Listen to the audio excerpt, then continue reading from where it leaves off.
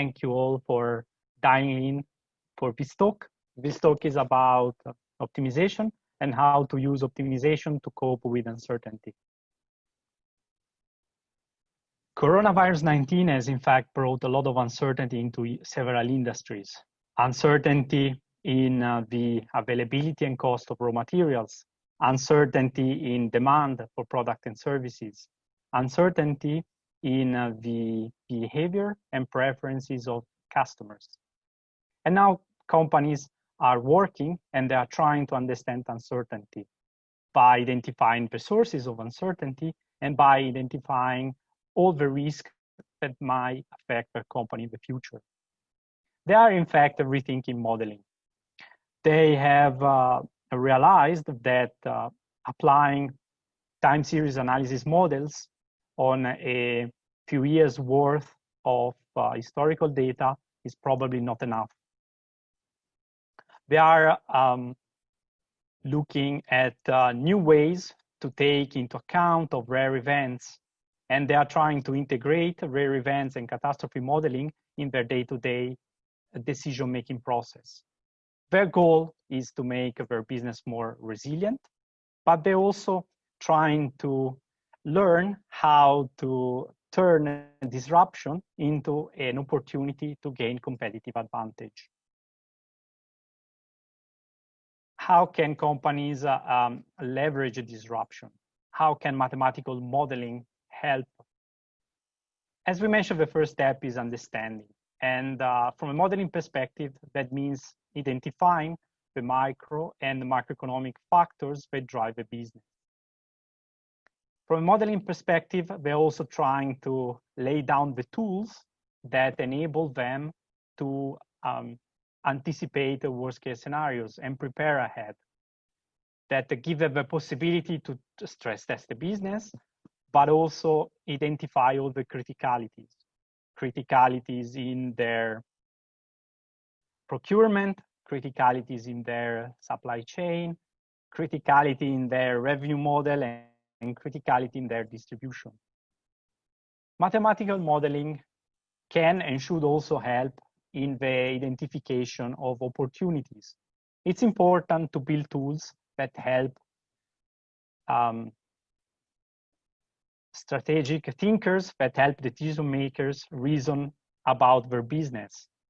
Models, therefore, should be a useful representation of a business and should also support collaborative reasoning. The idea is that alongside the mathematical model, there should be also a front end that will help decision makers visualize a process, such as in this example, the manufacturing process from raw materials to finished products, and collaboratively put down on paper assumptions and design scenarios. Collaborate the same way they would collaborate on a document on a Google Docs or Microsoft 360. Uncertainty, we said, is everywhere, is affecting several industries. And as KPMG, we are helping different businesses. We see uncertainty affecting sport tournaments. We see sports federations for which we provide consulting services and we help with the definition and preparation of schedules. See higher risk of cancellations. Cancellation not just due to traditional business as usual factors, such as, for example, weather, but also due to a risk associated to the response strategies to coronavirus in different countries. We see a sports federation challenge by the forecasting of viewers that will attend an event online, and the challenge in forecasting the number of attendants that will be able and will be allowed to participate in person to an event. We also see increasing concerns around traveling, and in particular, the stress related to travel. Coronavirus made traveling a lot more stressful, and a lot of sports federations are cautious about this. We see retail companies with the need of redefining their portfolios of stores or branches. and with the need of rerouting their distribution. And while doing so, they face higher uncertainty in terms of not just the lead times, but also the overall availability and cost of shipping routes and vectors. We see also a lot of marketing functions that have to deal with changes in customer habits. One for all is homework. By spending more time at home, are we also changing the way we consume information? Are we spending more time on laptops and less time on smartphones? We also see companies with the need to define optimal prices and facing the challenge of uncertainty around the willingness to spend, around consumer preferences, but also uncertainty around the demand by channel. Will we see an increase of e-commerce, or will we see customers return to the physical stores? This is the background, and in order to illustrate how we tackle uncertainty in optimization, I'm going to present a use case about a European distributor, a company that purchased industrial goods in Asia and resold them across Western and Eastern Europe. Their challenge is to identify and set the optimal price for their products. The first step is about the identification of drivers. Drivers can be internal, such as insights that can be extracted from historical sales data. Drivers can be the company's very own marketing strategy, but there are also external drivers, microeconomic, such as competitor prices, and macroeconomic. The drivers can feed in different modules. The first module is a module based on machine learning that generates a forecast for the expected demand, expected volume sold for a specific product at a given price point. We see here that we are structuring a model architecture that closely resembles the company value drivers tree. We want to get to have a model which is very close to the representation of a business in the mind of a decision makers. And having a modular architecture helps. It helps also segmenting the problem. So the first issue is, demand forecasting. But there are also additional elements that need to be forecasted. It's important, for example, also think in advance and understand the impact of macroeconomic factors on the transportation and storage costs. And for that, we have built a macroeconomic model which leverages some machine learning techniques.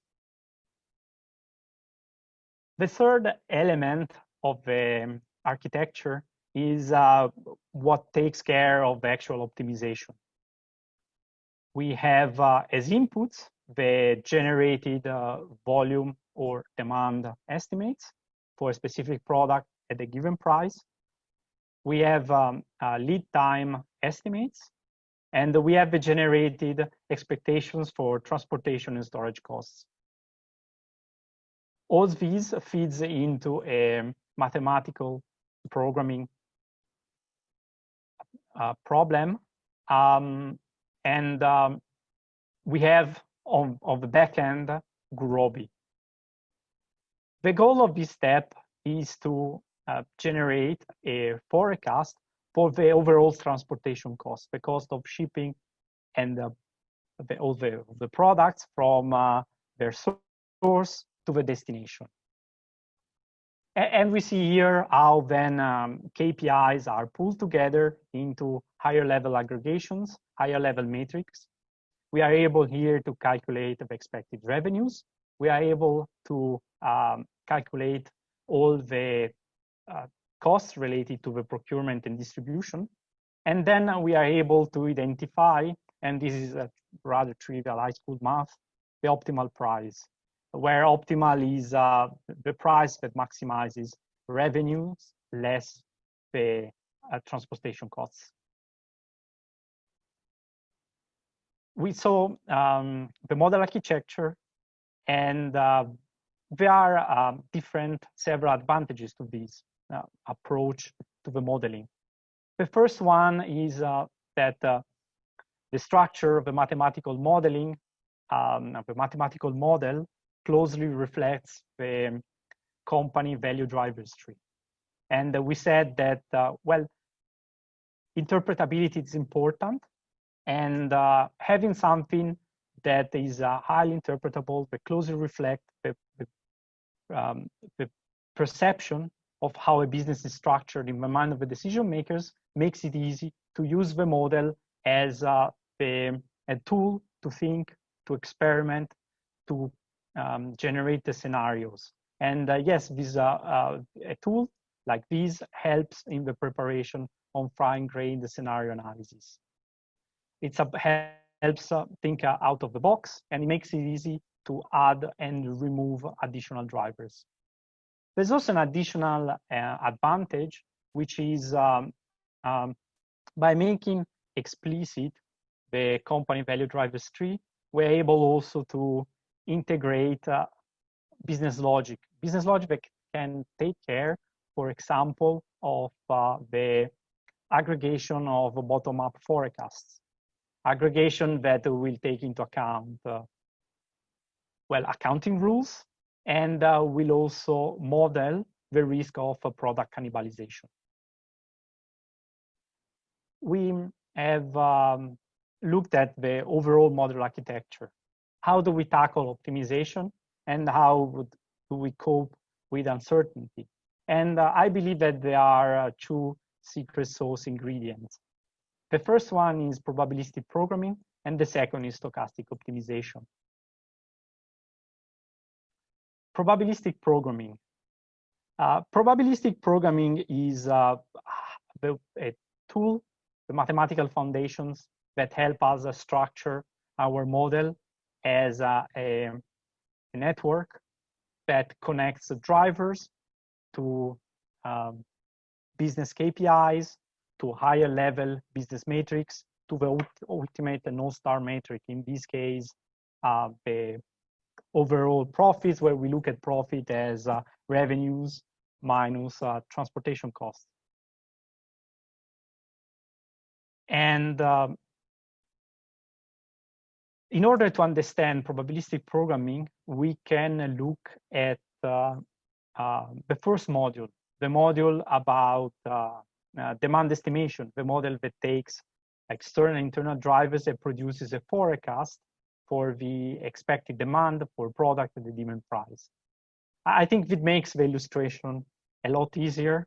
And well, what probabilistic programming enables us to do is to generate fully characterized probability distributions for the volume. I think that knowing that we're gonna sell, for example, 100 boxes in the next 6 months doesn't help if we are not able to quantify uncertainty. And a probability distribution is a clear and unequivocal quantification of uncertainty. With probabilistic programming, we're also able to model explicitly the uncertainty which we have in the demand drivers. We are able to model, for example, a distribution for the consumer confidence index, but we use as a proxy for the willingness to spend of the customers of this company. I think that it's very helpful to be able to model explicitly probability distribution as it gives us an understanding of how bad the things can go and what would be a Goldilocks scenario. And probabilistic programming allows us to design these distributions by inference from historical data, but also allow us to inject distributions that are defined by subject matter experts that can leverage their knowledge, their understanding of the situation, their conversation with clients.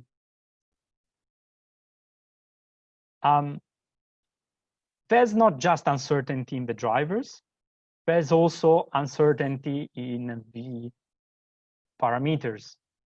And in a Bayesian sense, being able to model uncertainty in the parameters give us the possibility to model in the uncertainty we have around the quality and the reliability of the model. With uncertainty in the parameters means that, in a nutshell, we are not sure how much changes in the consumer confidence index will impact the output, the volume. What are the advantages of our probabilistic programming approach? Well, first of all, as we said, our probabilistic programming approach allows us to inject domain expertise and experts' opinion. This is particularly useful if we look at a model as a tool to help business stakeholders reason about their business, brainstorm, and generate scenarios. The second advantage is that, well, this is pretty straightforward, but this approach enables us to have confidence intervals and sensitivity analysis right out of the box. The third advantage is that, well, there's nothing that constrains us in the choice of the probability distributions. We are not bound to distributions that are easier to handle for an analytical perspective, such as the normal distribution. What we can have is also a choice of, if that makes sense, of distributions that have fat tails. And there we can bring into the model concepts from rare event and catastrophe modeling. Probabilistic programming was the first secret sauce. The second secret sauce is stochastic optimization. Stochastic optimization enables us to deal with uncertainty in the optimization. We are looking at the module where given forecast for demand, expected volume for a product at a given price, the estimates around for lead times, and the forecasted transportation and storage costs, we are able to calculate the overall transportation costs based on an optimal shipping strategy. This is a rather standard mathematical programming problem. What we have here is a number of sources, a number of factories from which we can purchase the desired items that we want to ship.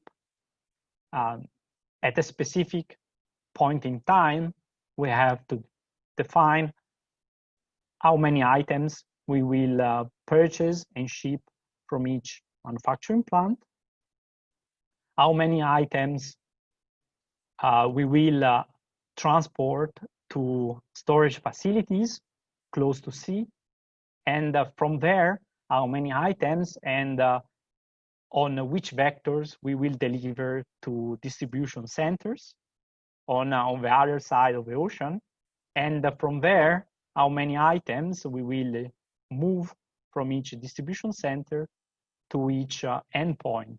The goal here is to meet demand at each of the endpoints and to minimize the cost of transportation. As a side note here, we don't look at the purchase price. We assume a rather standard catalog purchase price, and that, well, reduces one degrees of freedom in the model. It's always possible to also include estimates and forecasts around possible changes in the purchase price. Yeah, so as mentioned, this is a rather standard problem, something that, well, you can easily read about in pretty much anything, any book about mathematical programming or operations research. Nothing new under the sun. The additional flavor, though, is about modeling and taking into account uncertainty. And there are two additional approaches that can help you deal with uncertainty. There's a robust optimization approach, in some textbooks also referred to as implicit, and there's an explicit stochastic optimization approach. In the first, in the robust optimization approach, you don't really need to know how parameters are distributed. What you have to do is you have to assume the values that the specific stochastic quantity and stochastic parameter can assume, defining an uncertainty set. And then what you have is an optimization problem where you enforce R constraints for every value the parameter can take for every value in the uncertainty set. Robust optimization is, I guess, called robust because it's a worst case oriented approach due to the enforcement of R constraints. And probably the easiest example is the robust counterpart, where the stochastic quantity is replaced by its expectation and a margin of safety. It's like saying that if you want to build a bridge where you can load at the same time up to 10 trucks, well, you have to get your design in a way that you can load the 10 trucks plus a relatively big margin of safety so that you can be sure. The second approach is the explicit stochastic optimization approach, where, and this, I guess, here is where you see the connection to probabilistic programming, is, well, in the explicit stochastic optimization approach, you make explicit use of information about the distribution of parameters. And that enables you to write your own utility function and the risk measures. You are, in other words, able to define your own risk awareness.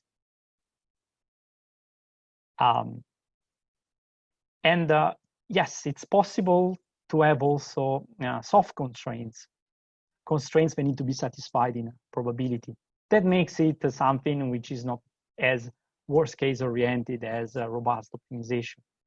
The drawback is that it can get computationally nasty, and most of the time you need to approximate solutions, for example, with Monte Carlo, and that brings additional elements of complexity, such as the need to take into account the convergence of the algorithm.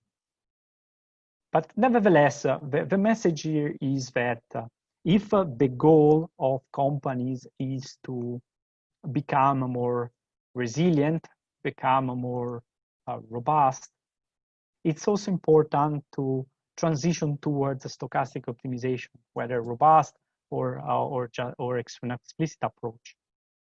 And it's something absolutely doable, and Gurobi enables you to solve stochastic optimization problems. To clarify about the whether this mathematical approach that comprises of probabilistic programming and stochastic optimization is feasible, I guess one way to look at it is how long an average project is. How much complexity does this methodological approach bring to the table? And what we see based on my experience, is that it's possible to tackle short-term tactical decision-making within 1 month since the moment of implementation starts. If the model is aimed at tackling strategic decision-making, the modeling scope increases. There are more elements of the business that need to be taken into consideration. And that means that, well, the duration of the project increases, but not dramatically. We have seen very complete and accurate representation of the company value drivers tree being implemented in around 6 months. To wrap up, coronavirus 19 brought a lot of uncertainty and highlighted that the robustness and resiliency are a priority for many businesses. But it's not just a matter of surviving. Disruption can be turned into an opportunity to gain competitive advantage. And mathematical modeling plays a crucial role in this. And we see that there are two secret weapons, two secret sauce ingredients to mathematical modeling and to being able to cope with uncertainty. The first one is probabilistic programming that enables us to build models that reflect the value drivers of the company, that are interpretable, that are something that can help decision makers reason about their business. And probabilistic programming has also the advantage that with probabilistic programming, you can leverage risk management, you can leverage rare events and catastrophe modeling in your day-to-day decision-making process. Probabilistic programming, by being generative, by being able to produce probability distributions for the quantities forecasted, is a perfect tool as it enables to quantify uncertainty. Regarding the second ingredient, robust and stochastic optimization, I've just given a rather high-level introduction. The message is, well, it does add additional complexity, but nevertheless, it's a price which is worth to pay. It leads to better decisions. It aligns the goals of optimizations with the overall goals of the company, which are robustness and resiliency. And it's something that can be easily tackled by Gurobi. Thank you very much for following this talk, for dialing in. And these are my contacts. Please feel free to reach out if you have any question or curiosity.